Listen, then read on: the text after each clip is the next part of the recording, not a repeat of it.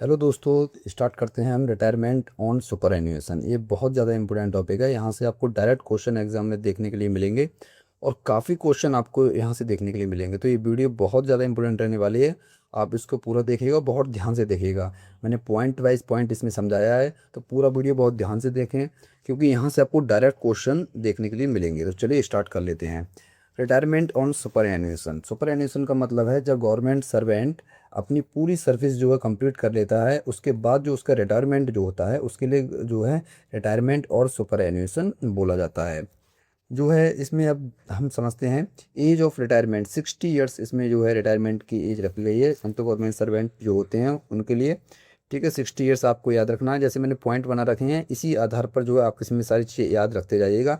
और जो मैं बता रहा हूँ वो सब याद रखते रहिए, क्योंकि इसमें जो है मैं आपको इसमें पहले बता देता हूँ कि इसमें जो है आपके करीब 2 से 3 पार्ट बनेंगे, क्योंकि ये बहुत लंबा चैप्टर है। और अच्छी तरीके से अगर आप नहीं पढ़ेंगे तो क्वेश्चन इसके कर भी नहीं पाएंगे। तो इसमें क्या जो मैं बताता जाऊँगा तो वो आप अच्छी तरीके से याद रखिएगा, फिर आप कनेक्ट कर पाएंगे अच्छी तरीके से। ठीक है, तो चलिए अब समझिएगा। जो इसमें रिटायरमेंट की एज रखी जाएगी वो 60 ईयर्स है। 60 ईयर्स पर जो है सेंट्रल गवर्नमेंट सर्वेंट जो रिटायर होते हैं। और जो रिटायरमेंट जब होते हैं तो लास्ट डे ऑफ मंथ जो है रिटायरमेंट होता है सेंट्रल गवर्नमेंट सर्वेंट का। और जो वो रिटायर होते हैं जिस दिन, उस दिन को आफ्टरनून में रिटायरमेंट होते हैं। जैसे मान लीजिए अगर किसी का रिटायरमेंट जो है महीने के लास्ट में है, जिसमें अगर हम बात करें जून की, तो मान लीजिए 30 जून के लिए रिटायरमेंट है, तो उसको आफ्टरनून जो है 30 जून को रिटायरमेंट किया जाएगा। ठीक है। एक्सेप्शन क्या है, जैसे मान लीजिए किसी गवर्नमेंट सर्वेंट की जो डेट ऑफ बर्थ है वो फर्स्ट डे ऑफ मंथ है। फर्स्ट डे मतलब मंथ, इसका मतलब हुआ कि एक, यहाँ पर हम यहाँ पर मान सकते हैं 1 जुलाई है। ठीक है, 1 जुलाई है। अगर किसी की डेट ऑफ बर्थ 1 जुलाई है तो उसका रिटायरमेंट कब होगा? तो उसका रिटायरमेंट जो है जो उससे पिछला वाला जो महीना होगा, जैसे पिछला महीना क्या है, इस जुलाई से पिछला महीना जून, तो उस मंथ की जो है लास्ट डे होगा। ठीक है। तो अगर किसी की date of birth first day of month है तो उसका retirement last day of preceding month होगा। ठीक है। तो यहाँ से क्वेश्चन आया है, जो भी ये अब तक एमसीआर हुई उसमें क्वेश्चन आया है, तो आप समझिएगा। अगर मान लीजिए डेट ऑफ बर्थ जो है 1 तारीख है, महीने की 1 तारीख है। ठीक है, हम मान लेते हैं 1 जुलाई है। तो जो है जो पिछला महीना है जून, उसके लास्ट डे रिटायरमेंट होगा। लेकिन 1 तारीख ना होकर और कोई तारीख है डेट ऑफ बर्थ, जैसे 2 तारीख से लेके और भी कोई तारीख है, तो जो है जिस महीने में उसकी जो डेट ऑफ बर्थ है उसी महीने की लास्ट डे जो है रिटायरमेंट होता है गवर्नमेंट सर्वेंट का। ठीक है, समझ गए। अच्छा, जो रिटायरमेंट डे होता है उसको वर्किंग डे काउंट किया जाता है।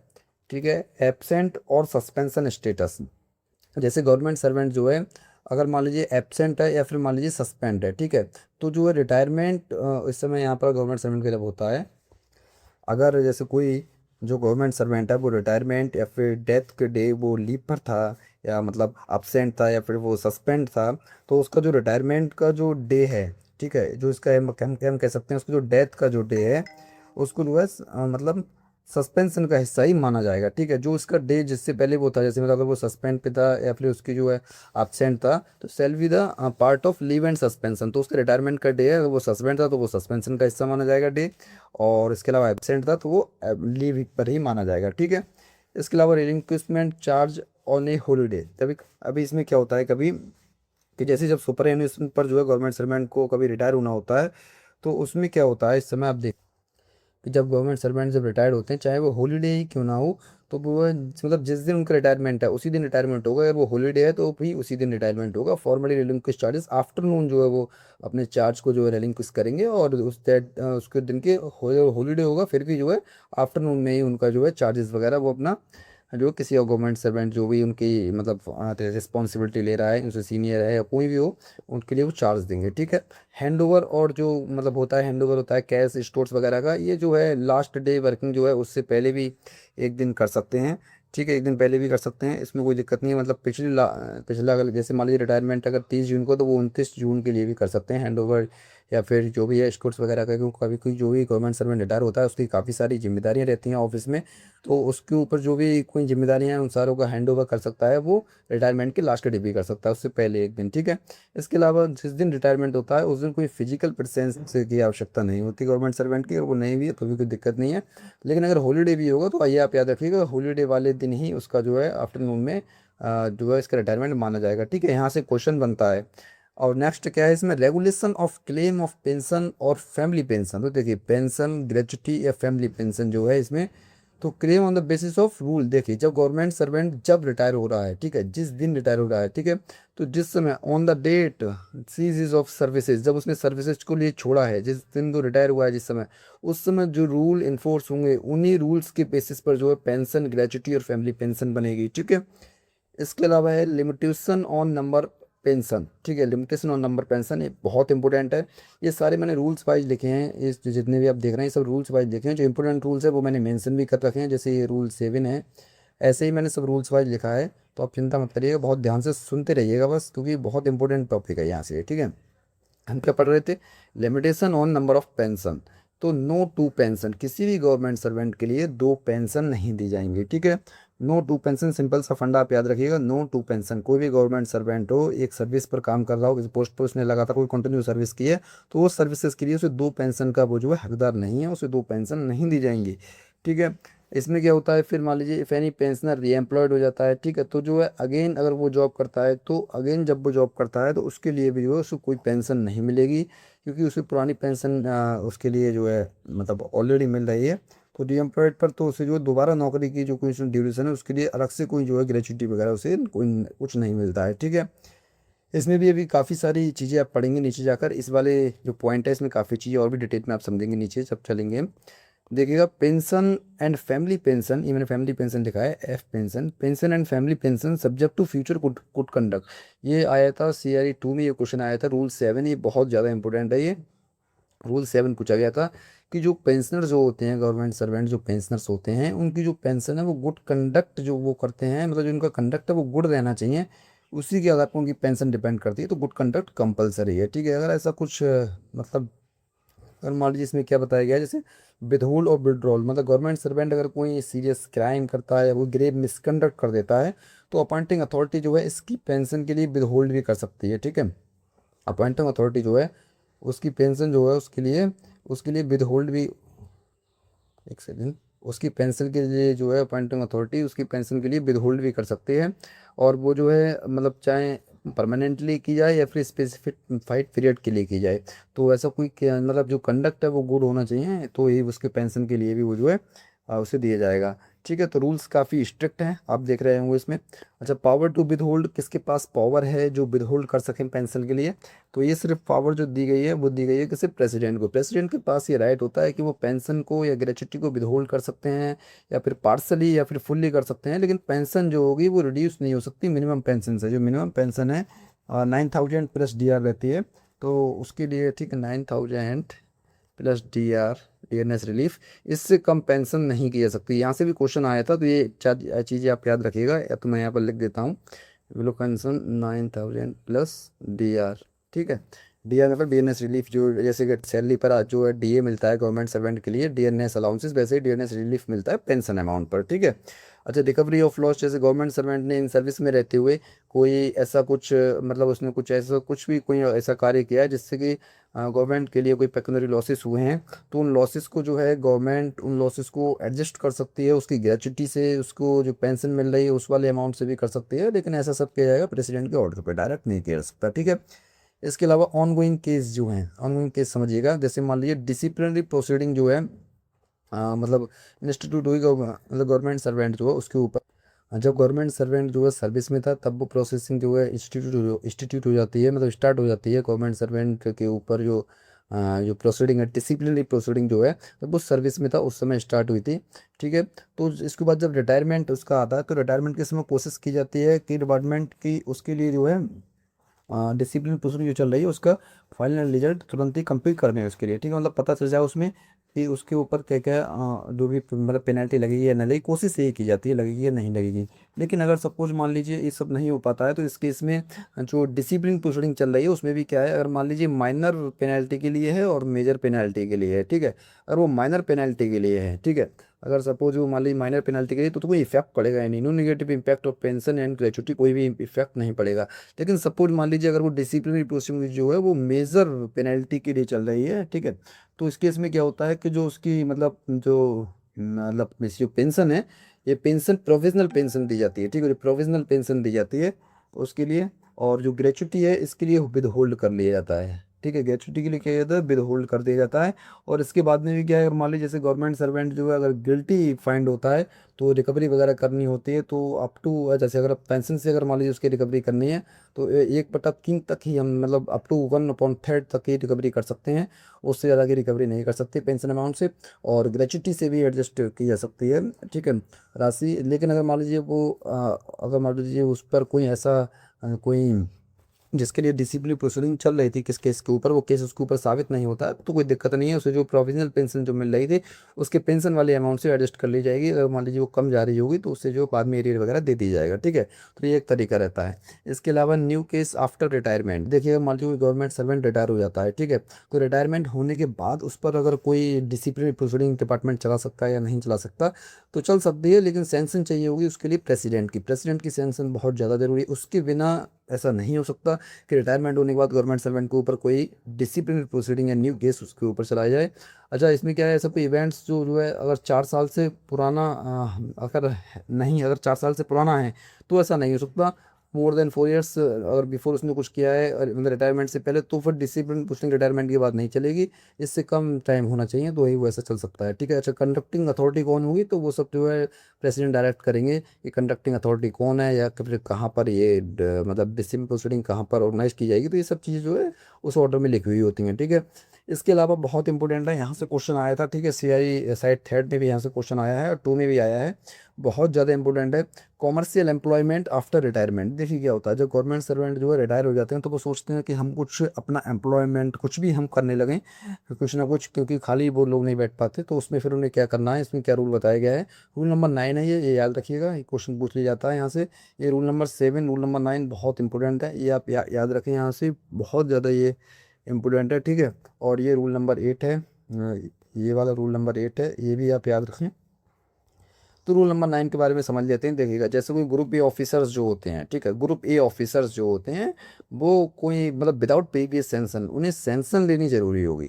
अगर वो कोई अगर वो अपना आपको किसी एम्प्लॉय में एंगेज करना चाहते हैं एम्प्लॉयमेंट में, तो उन्हें जो है प्रीवियस सेंशन जरूर चाहिए होगी।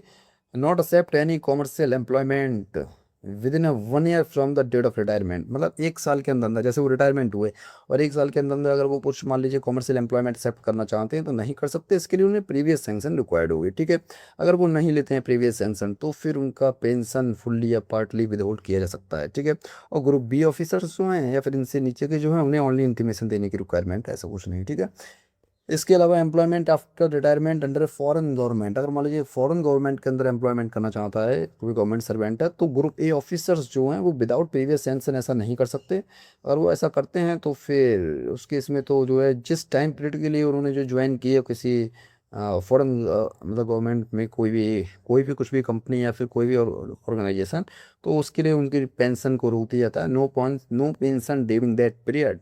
और ग्रुप बी वाले के लिए तो कोई ऐसी परमिशन की आवश्यकता इस केस में नहीं होती है। अच्छा, एक चीज़ में और याद रखनी, जैसे मान लीजिए अब जो प्रीवियस सेंशन ये ले रहे हैं, तो प्रीवियस जो सेंशन इनके द्वारा जो दिया जा रहा है, एक सेकंड, प्रीवियस सेंशन जो लिया जा रहा है तो ये गवर्नमेंट के लिए क्या करेंगे, एप्लीकेशन भेजेंगे, ठीक है, एप्लीकेशन भेजेंगे। लेकिन एप्लीकेशन जब ये भेजेंगे तो ये 60 डेज में इसका जो है रिप्लाई आ जाना चाहिए डिपार्टमेंट की तरफ से। अगर ये रिप्लाई नहीं आता है तो ये जो है डीम्ड अलाउड, मतलब वैसा मान लिया था कि इसे इन्हें परमिशन मिल गई, ठीक है, डीम्ड परमिशन के लिए मान लिया जाता है अगर 60 डेज में रिप्लाई नहीं आता है। तो अगर मान लीजिए ये मना करता है डिपार्टमेंट, तो जो है विद इन 30 डेज ये जो है अपील भी कर सकते हैं, ठीक है। तो ये भी आप यहाँ पर याद रखिएगा। अब हम यहाँ पर समझते हैं क्या क्वालिफाइंग सर्विस, ठीक है, रूल 11 है यहाँ से, अब यहाँ पर समझिएगा। हमने जो है ऊपर की सारी चीज़ें मोटी मोटी जो चीज़ थी वो हमने समझ ली, इंपॉर्टेंट, ठीक है। जिसमें हमने 2 पेंशन के बारे में भी देख लिया, ये पेंशन मतलब गुड कंडक्ट इम्पोर्टेंट है, बिग होल्ड और बिग जॉब पेंशन के बारे में भी समझ लिया, ठीक है। कॉमर्शियल जो होता है एम्प्लॉयमेंट्स के बारे में समझिए, ये सब इंपॉर्टेंट है, इसके अलावा और कुछ नहीं है, बस ये सब चीज़ आप याद रखिएगा, ठीक है। अब क्वालिफाइंग सर्विस बहुत ज़्यादा इंपॉर्टेंट है, इसे आप बहुत ध्यान से देखिएगा, ठीक है, यहाँ से क्वेश्चन जरूर बनेंगे। देखो, क्वालिफाइंग सर्विस क्या होती है, क्वालिफाइंग सर्विस का मतलब होता है कि गवर्नमेंट सर्वेंट जो है जिस दिन से उसका फर्स्ट अपॉइंटमेंट हो जाता है, जिस भी मतलब इसमें मतलब गवर्नमेंट सर्विस में, तो उसकी क्वालिफाइंग सर्विस शुरू हो जाती है। मतलब शॉर्ट में अगर हम कहें तो कि जिसने ज्वाइनिंग जब की, डेट ऑफ ज्वाइनिंग, जब उसने ज्वाइनिंग की, जब से लेकर जब तक उसका रिटायरमेंट होता है, ठीक है, डेट ऑफ रिटायरमेंट तक उसकी जो सर्विसेज जो होती है वो क्वालिफाइंग सर्विस वो कहलाती है। हालांकि इसमें कुछ कौन कौन सी चीज़ें इसमें क्वालिफाइंग सर्विस में नहीं आएंगी वो हम डिस्कस करेंगे, लेकिन ये पूरी सर्विस कहलाती है। इस सर्विस में कौन कौन सी क्वालिफाइंग सर्विस है वो चेक करना पड़ती है ऑफिस के द्वारा, क्योंकि क्वालिफाइंग सर्विस के बेसिस पर ही पेंशन कैलकुलेट की जाती है। कैसे की जाती है वो हम कैलकुलेट करेंगे, या फिर ग्रेचुइटी वगैरह कैलकुलेट करेंगे, तो आप देखेंगे कैसे कैसे क्या है। अभी सारी चीज़ें आप इसमें समझ जाएंगे, बहुत आसान है ये, ठीक है। तो चलिए अब हम इसे स्टार्ट कर लेते हैं, समझते हैं क्वालिफाइंग सर्विस क्या है। तो देखिएगा, from first appointment in permanent capacity, permanent capacity में जब भी अपॉइंटमेंट होता है उस दिन से ही जो है क्वालिफाइंग सर्विस स्टार्ट हो जाती है, और टेम्पररी कैपेसिटी से भी स्टार्ट हो जाती है, but followed by confirmation, confirmation उसका उस पोस्ट पर हो जाए विदाउट एनी इंटरप्शन सर्विस, कोई भी सर्विस में इंटरप्शन नहीं होना चाहिए, ठीक है। इसके अलावा जो गवर्नमेंट सर्वेंट जो है ड्यूटीज़ और पे जो उसके होते हैं वो रेगुलेट होनी चाहिए सेंट्रल गवर्नमेंट के द्वारा, उसकी क्वालिफाइंग सर्विस वो मानी जाएगी, ठीक है। मतलब गवर्नमेंट सर्वेंट है, उसकी ड्यूटी और उसके पे जो है रेगुलेट कर रहा है सेंट्रल गवर्नमेंट, तो वो क्वालिफाइंग सर्विस है उसकी। स्टेट गवर्नमेंट सर्वेंट में कोई जो है गवर्नमेंट सर्वेंट था, वो डेपुटेशन पर सेंट्रल गवर्नमेंट में आया, जो कि परमानेंट उसको ट्रांसफर हुआ है, तो इस यहाँ पर जो उसने काम किया स्टेट गवर्नमेंट सर्वेंट में, उसका वो टाइम पीरियड की क्वालिफाइंग सर्विस में गिना जाएगा, ठीक है। इसके अलावा कौन कौन सी क्वालिफाइंग सर्विस होती हैं वो आप यहाँ पर समझिएगा, ठीक है। तो पेड लीव, पेड लीव का मतलब है जितने दिन उसे सैलरी मिल रही है जिन लीवों की, तो देखिएगा आप कोई सी लीव ले लीजिएगा, ईयर ले लीजिए, मतलब अर्न लीव होती हैं, कैजुअल लीव होती हैं, कैजुअल लीव के अलावा और भी कई सारी लीव हैं, सभी पर लगभग लगभग सैलरी मिलती है, ठीक है। और जिन लीव पर सैलरी नहीं मिलती वो इसमें काउंट क्वालिफाइंग सर्विस में नहीं होती। तो पेड लीव अगर लिखा हुआ आता है तो ये क्वालिफाइंग सर्विस है। ड्यूटी तो होती है, जैसे आप ड्यूटी करते हैं डेली, तो वो तो क्वालिफाइंग सर्विस का पार्ट है ही। डेपुटेशन भी क्वालिफाइंग सर्विस का पार्ट होता है, ठीक है। कहीं आप जो है मतलब एक्स कैडर में जाके किसी अन्य डिपार्टमेंट में जाके डेपुटेशन पर हैं, तो वो क्वालिफाइंग सर्विस का पार्ट होगी। स्पेसिफिक यूएल, देखिए क्या है स्पेसिफिक यूएल, सभी यूएल क्वालिफाइंग सर्विस नहीं होती। कौन कौन सी यूएल क्वालिफाइंग सर्विस होती हैं ये समझ लीजिएगा। अगर आप मेडिकल सर्टिफिकेट लगातार को यूएल पर हैं, एक्स्ट्रा ऑर्डिनरी लीव पर हैं, तो फिर आपके जो क्वालिफाइंग सर्विस का पार्ट मानी जाएगी ये, ठीक है। ठीक है, क्वालिफाइंग सर्विस का ये पार्ट मानी जाएगी यूएल। इसके अलावा यूएल आपने लिए सिविल कॉमोशन की वजह से, मतलब कोई दंगा फसाद हो गया था, उस दिन आप छुट्टी पर नहीं आ पाए, यूएल लगी हुई है, तो वो जो है आपकी गलती नहीं है, शहर में ही ऐसा हुआ था, पूरी सिटी में ऐसा, तो ऐसे जो क्वालिफाइंग सर्विस का पार्ट मानी जाएगी। हायर टेक्निकल साइंटिफिक स्टडीज़ के लिए जो यूएल लगी होती है वो क्वालिफाइंग सर्विस का पार्ट होती हैं। प्री अपॉइंटमेंट ट्रेनिंग, ठीक है, क्या है प्री अपॉइंटमेंट ट्रेनिंग जो होती है वो भी जो है यहाँ पर क्वालिफाइंग सर्विस का ही पार्ट होती है, प्री अपॉइंटमेंट ट्रेनिंग, ठीक है। प्री अपॉइंटमेंट ट्रेनिंग क्या मतलब है, जैसे कि नौकरी को ठीक मतलब जो नौकरी शुरू होती है उससे ठीक पहले ट्रेनिंग की पे कुछ जो है ग्रुप सी या ग्रुप डी की नियुक्ति जो की जाती है, ट्रेनिंग पे जाती है। प्री अपॉइंटमेंट में जो ट्रेनिंग होती है वो क्वालिफाइंग सर्विस का पार्ट है। इसके अलावा प्रोविजन आफ्टर कन्फर्मेशन, प्रोविजन क्या होता है, जैसे प्रोविजन अभी आप लगेंगे जब सेंट्रल गवर्नमेंट में, तो 2 साल का आपका प्रोविजन पीरियड रहेगा, तो जब उसका कन्फर्मेशन हो जाएगा तो प्रोविजन पीरियड भी क्वालिफाइंग सर्विस का पार्ट होगा, ठीक है। इसके अलावा जो होता है SAS जो है अप्रेंटिस, सबऑर्डिनेट अकाउंट सर्विस जो अप्रेंटिस हैं उनकी सर्विसेज भी क्वालिफाइंग सर्विस का पार्ट है। उसके अलावा माइनर पेनल्टी सस्पेंशन, मतलब माइनर पेनल्टीज के वैसा सस्पेंशन जिसमें माइनर पेनल्टी लगी है वो क्वालिफाइंग सर्विस का पार्ट है। मेजर पेनल्टी है और उसमें अगर आप स्टेटमेंट मतलब इसी तरीके से आप जो है इसमें बरी हो जाते हैं, तो अथॉरिटी अगर लिख कर देगी तो ये भी जो है किसका पार्ट होगी, क्वालिफाइंग सर्विस का पार्ट होगी, ठीक है। अब बात आती है किसकी, नो क्या क्वालिफाइंग सर्विस में नहीं आएगा, ठीक है। क्वालिफाइंग सर्विस के अंदर जो है क्या चीज़ इसमें नहीं आएगी, अब हम जो है वो समझने वाले हैं क्या चीज़ इसमें नहीं आएगी। देखिएगा, बिफोर 18 ईयर्स आपने कोई सर्विस की है, ठीक है। बिफोर 18 ईयर्स, जैसे आप देखते होंगे कभी मिलिट्री से केसेस में 18 साल से पहले कोई सर्विस, 17.5 साल वगैरह पे ऐसे होती थी, तो ऐसी कोई सर्विसेज होती हैं बिफोर 18 ईयर्स, तो वो जो है क्वालिफाइंग सर्विस का पार्ट यहाँ पर जो है नहीं माना जाएगा उन्हें, ठीक है। अप्रेंटिस सर्विस जो होती है, SAS अप्रेंटिस छोड़कर इसकी हम बात नहीं कर रहे हैं, क्वालिफाइंग सर्विस है। अप्रेंटिस बाकी जो अन्य सर्विसेज मतलब होती हैं अप्रेंटिस सर्विस जो होती हैं, तो वो जो है इसमें क्वालिफाइंग सर्विस नहीं माना जाता है उनका। इसके अलावा जो है डाइज नॉन का जब केस बनता है तो वो क्वालिफाइंग सर्विस नहीं होता। अच्छा, डाइज नॉन क्या है, जैसे डाइज नॉन को हम कह सकते हैं कि आप बिना अनुमति के ड्यूटी से गायब रहने की जो टाइम पीरियड है, बिना अनुमति के आप जो ड्यूटी से बाहर चले गए थे, तो उस टाइम पीरियड के लिए जो है ऑफिस गिनता ही नहीं, सर्विस का पार्ट ही नहीं मानता, तो वो जो नो क्वालिफाइंग सर्विस होती है। ओवर स्टेल ऑफ लीव, जैसे मान ली छुट्टी खत्म होने के बाद भी मतलब आपको ऑफिस वापस आना है, लेकिन आप ऑफिस वापस नहीं आते हैं, छुट्टियाँ खत्म हो जाती हैं, ठीक है। और आप मतलब ऑफिस वापस नहीं आते, ज़्यादा छुट्टी हो जाती है, उस पार्ट को ओवर स्टेल ऑफ लीव कह दिया जाता है। हालांकि डिपार्टमेंट ऐसा नहीं करते, लेकिन कभी किसी को ओवर स्टेल ऑफ लीव है कि जैसे मतलब ज्वाइनिंग करना था, नहीं आ पाए, छुट्टी खत्म होने के बाद भी रुके हुए हैं, ठीक है, तो इस रूप में क्या होगा इसमें, तो वो नो क्वालिफाइंग सर्विस। अगर इसे रेगुलराइज कर दिया गया तो कोई दिक्कत नहीं है लीप सैलरी के साथ, लेकिन अगर रेगुलराइज नहीं किया गया, उस दिन की सैलरी वगैरह काट ली गई डिपार्टमेंट के द्वारा, तो फिर वो क्वालिफाइंग सर्विस का पार्ट नहीं रहेगी। ठीक है। इसके अलावा यूएल विदाउट मेडिकल मैंने बताया, बिना मेडिकल पर जो भी यूएल होंगे वो नो क्वालिफाइंग, मतलब क्वालिफाइंग सर्विस नहीं होंगी। इसके अलावा सस्पेंशन, अगर कोई मेजर पेनल्टी लगी हुई है तो वो भी जो है इसमें क्वालिफाइंग सर्विस नहीं माना जाएगा। ठीक है। तो ये सब चीज़ें याद रखिएगा, यहाँ से डायरेक्ट क्वेश्चन पूछे जाएंगे। ठीक है, बहुत इंपॉर्टेंट है, जरूर याद रखिएगा यहाँ से। ठीक है। अब बताते हैं क्या है यहाँ पर, समझिएगा दोबारा। अब सर्विस इन स्टेट गवर्नमेंट, मतलब एक गवर्नमेंट सर्वेंट था जो कि स्टेट गवर्नमेंट में, ठीक है, टेम्पररी या फिर ऑफिशिएटिंग बेसिस पर वहाँ पर वो अपॉइंट था 31/12/2003 या उससे पहले वो जो उसका अपॉइंटमेंट हुआ था। ठीक है, 31/12/2003 को हुआ था या उससे पहले उसका अपॉइंटमेंट हुआ था, जो कि टेम्पररी बेसिस पर या ऑफिशिएटिंग बेसिस पर स्टेट गवर्नमेंट में वो गवर्नमेंट सर्वेंट था। ठीक है। अब उसका हो गया ट्रांसफ़र हो गया सेंट्रल गवर्नमेंट के अंदर, परमानेंट बेसिस पर उसका ट्रांसफ़र हो गया, परमानेंट यहाँ पे से कर दिया गया। ठीक है। तो जब उसको ट्रांसफ़र हो तो ये क्वालिफाइंग सर्विस मानी जाएगी। ये वाली जो सर्विस इसने यहाँ पर जो रखी थी, टेम्पररी या फिर जो ऑफिशिएटिंग बेसिस पर उसने टाइम यहाँ पर अपना जितना भी समय यहाँ पर बताया था, वो सब जो टाइम पीरियड है वो क्वालिफाइंग सर्विस मानी जाएगी। ठीक है। अच्छा, फिर सर्विस इन ऑटोनोमस बॉडी, मतलब गवर्नमेंट सर्वेंट जो ऑटोनोमस बॉडी में था 31/12/2003 या फिर उससे पहले अपॉइंट हुआ था, वहाँ पर भी नॉन कॉन्ट्रीब्यूशन पेंशन स्कीम लागू थी, उसको ट्रांसफ़र कर दिया गया सेंट्रल गवर्नमेंट में। तो ये सब भी जो है इसका क्या जो है माना जाएगा, मतलब क्वालिफाइंग सर्विस का ये पार्ट माना जाएगा। ठीक है, ये आप याद रखिएगा, क्वालिफाइंग सर्विस का पार्ट यहाँ पर जो है इसके लिए मान। लेकिन इस केस में जो पेंशन लाइबिलिटी जो यहाँ पर जो बनेगी, वो लाइबिलिटी ऑटोनोमस बॉडीज़ को उस टाइम पीरियड की उठानी पड़ेगी। ठीक है, ये भी आप याद रखिएगा। इसके अलावा जो टेम्प्रेरी स्टेटस जो कैजुअल लेबर होते हैं, रूल 15 है ये। टेम्प्रेरी स्टेटस जो कैजुअल लेबर्स होते हैं, दैनिक भत्ते वाले हम कह सकते हैं, डेली वाले जो होते हैं, ठीक है, जैसे जो डेली वाले होते हैं उनमें क्या किया जाता है, ठीक है, कैजुअल लेबर्स जो होते हैं उसमें क्या किया जाता है, जैसे कैजुअल लेबर थे पहले, कैजुअल लेबर जिन्हें मतलब 31/12/2003 या उससे पहले जो टेम्प्रेरी स्टेटस इन्हें मिला हुआ था। ठीक है। अच्छा, फिर उन्हें बाद में किया गया रेगुलराइज करने के बाद में उनका जो ये वाला जो पीरियड था, जो टेम्प्रेरी स्टेटस पर उन्होंने यहाँ जो समय बिताया था, उसका हाफ टाइम, अगर सपोज यहाँ इन्होंने टेम्प्रेरी स्टेटस पर 5 साल बिताए थे तो 2.5 साल जो है ये क्वालिफाइंग सर्विस में काउंट किए जाएंगे। ये क्वेश्चन आया भी, ये बहुत इंपॉर्टेंट है। टेम्प्रेरी स्टेटस जो कैजुअल लेबर होते हैं उनका हाफ टाइम याद रखिएगा, हाफ टाइम क्वालिफाइंग सर्विस में काउंट किया जाएगा।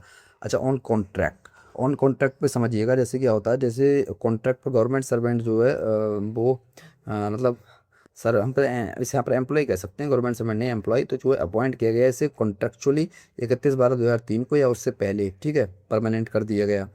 ठीक है, परमानेंट कर दिया गया उसे, और फिर उसके बाद में मतलब यहाँ पर समझिएगा, ऐसे कोई मतलब व्यक्ति है, शुरुआत में उसे कॉन्ट्रैक्ट पे रखा गया था, बाद में 31/12/2003 को या उससे पहले उसके लिए जो है परमानेंट स्थायी रूप से नियुक्त किया कर दिया गया। तो उसके पास में जो है फिर ऑप्शन रहता है, क्या ऑप्शन रहता है देखिएगा, कॉन्ट्रैक्ट पीरियड, मतलब उसे जो है जो भी गवर्नमेंट कंट्रीब्यूशन मिला है इस समय में तो वो सबमिट कर दे, कॉन्ट्री जो भी मतलब कॉन्ट्रीब्यूटरी प्रोविडेंट फंड है उसमें सबमिट कर दे विद इंटरेस्ट। तो उसका ये टाइम पीरियड जो है जो उसने कॉन्ट्रेक्चुअली बताया था, वहाँ ये सब क्वालिफाइंग सर्विस के लिए काउंट हो जाएगा। ठीक है, ये समझिएगा। इसके अलावा जो है फिर है सिक्स क्या है, प्री रिटायरमेंट या मतलब प्री रिटायरमेंट या मिलिट्री सर्विस, ये बहुत इंपॉर्टेंट है, यहाँ से भी क्वेश्चन आते हैं।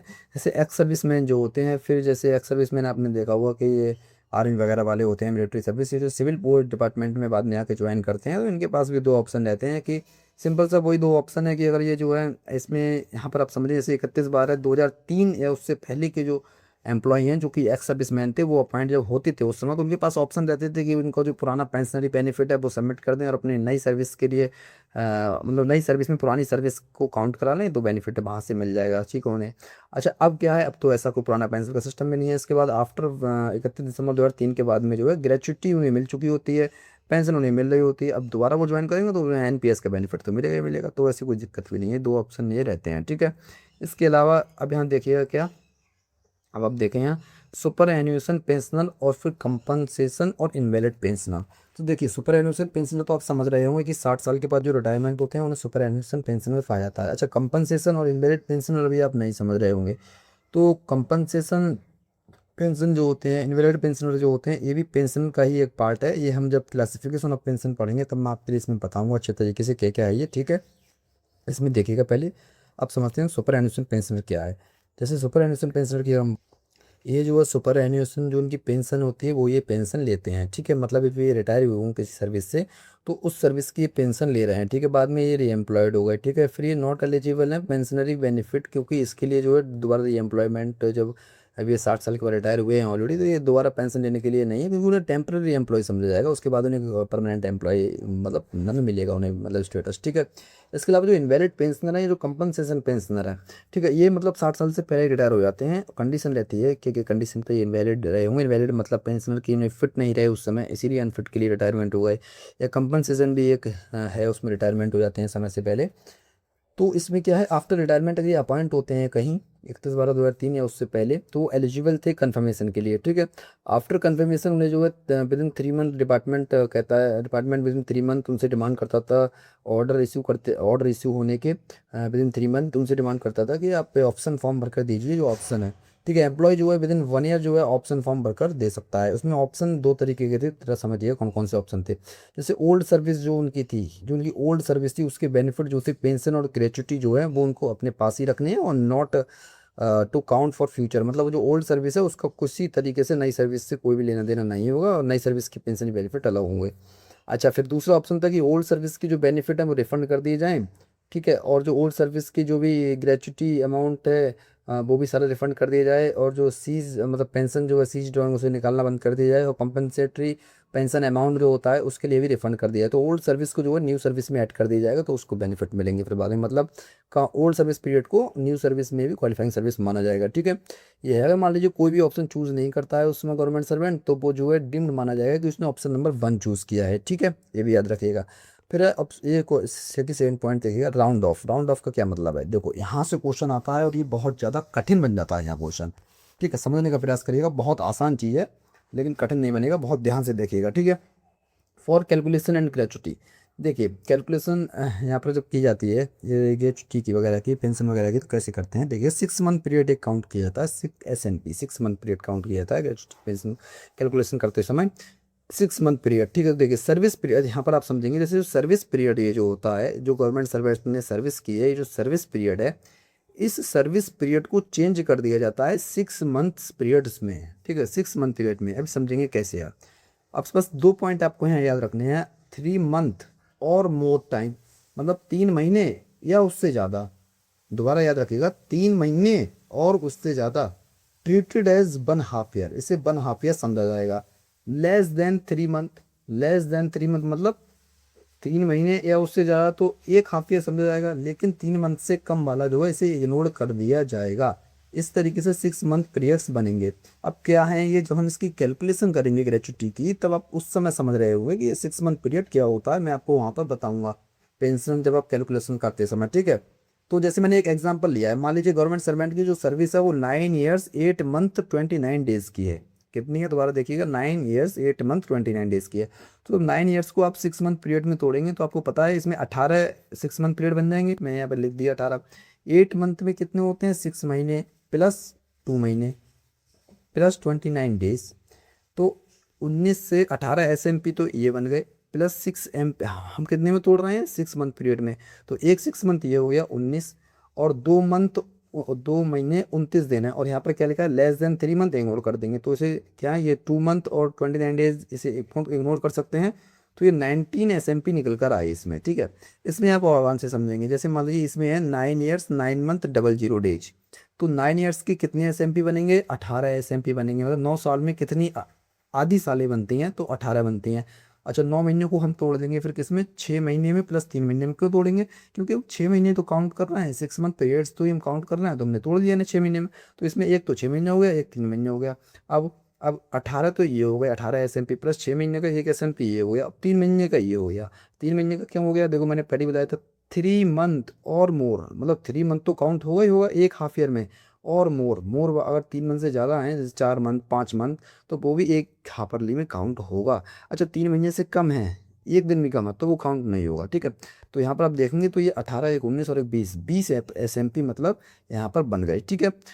तो ये है एक तरीके, यहाँ पर ये मैंने आपको बताया 6 मंथ पीरियड कैसे कैलकुलेट करने हैं। बाकी जो इसमें रह गया कि और भी काफ़ी सारे अभी रह गए हैं इसमें बताने के लिए कुछ, तो 30 मिनट्स यहाँ पर अब जो काफ़ी समय हो चुका है। बाकी मैं पार्ट वाइज यहाँ पर जो है वीडियो अपलोड करता रहूँगा, आप समझते रहिएगा। थोड़ा सा टाइम लगेगा, देखो ये थोड़ा सा मतलब कठिन भी है, तो आप थोड़ा ध्यान रखें। तो चलिए मिलते हैं नेक्स्ट वीडियो में। बाकी वीडियो में आप कमेंट करके बताएं कि आपको वीडियो कैसा लग रहा है, ठीक है, और कौन सा टॉपिक आप जल्दी चाहते हैं वो आप बता सकते हैं। तो चलिए मिलते हैं नेक्स्ट वीडियो।